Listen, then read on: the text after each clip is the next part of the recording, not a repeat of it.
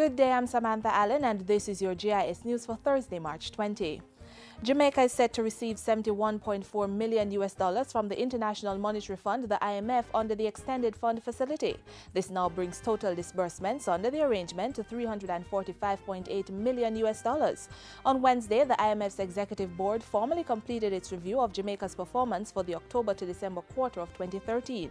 In a release, the IMF said Jamaica's program implementation had remained strong, the execution of the budget was broadly on track, but the economy remained fragile. The multilateral agency added that government's plan to restrain expenditure to meet budget targets was commendable and said going forward, policy should also protect capital spending.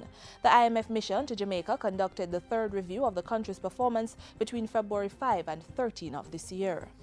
Meanwhile, one of the most critical structural benchmarks for the next review period under the IMF program was met when the House of Representatives passed the Fiscal Rules legislation on Tuesday. Fiscal Rule tightens the management of government expenditure, debt, and the budgetary deficit. To bring it into force, Parliament needed to pass amendments to the Fiscal Administration and Audit Act and the Public Bodies Management and Accountability Act. They represent a commitment that to be implemented, to be passed into law before March 31st of this year.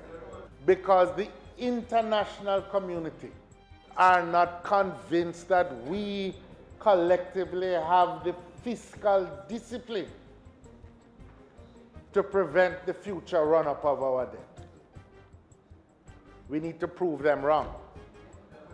The rules alone won't guarantee it, but they represent the passage of these enhancements in the legislation will at least demonstrate that we recognize that there's a problem and that we are committed to a solution. The finance minister assured members of the lower house that sanctions for breaching the fiscal rules would be set out in accompanying regulations, which will be tabled early in the next fiscal year.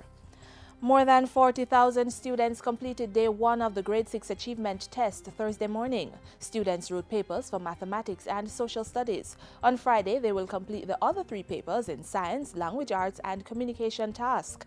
Education Minister Reverend Ronald Thwaite spoke with GSAT students at 3 corporate area schools Thursday morning and encouraged them to remain calm.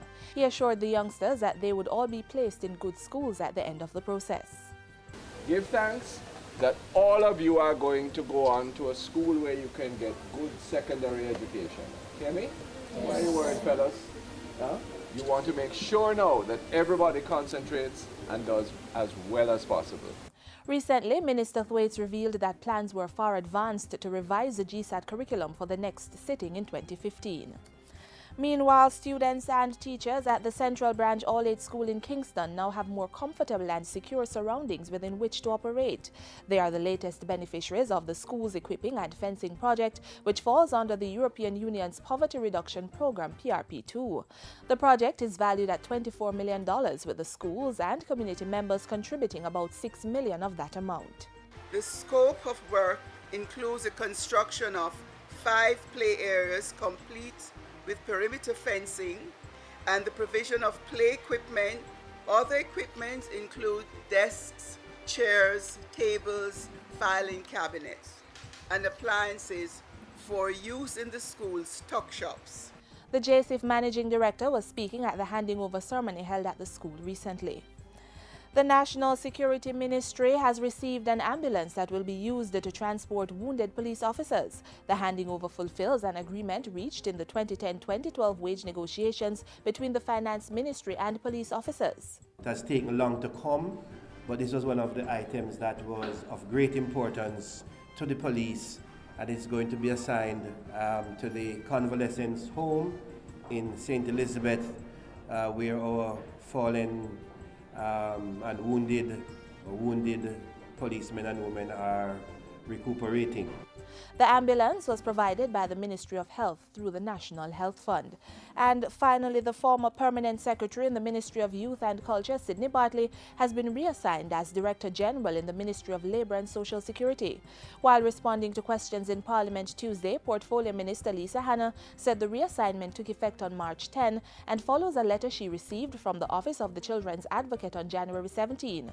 Minister Hanna says she wrote to the Cabinet Secretary about the letter, which outlined that the OCA had received a serious report regarding a child concerning the Permanent Secretary.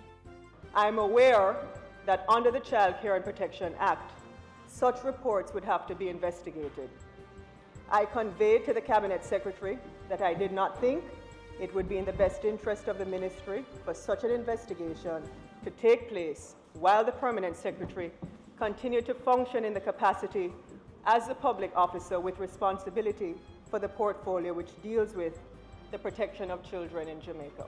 And that's it for JIS News today. I'm Samantha Allen. Thanks for watching.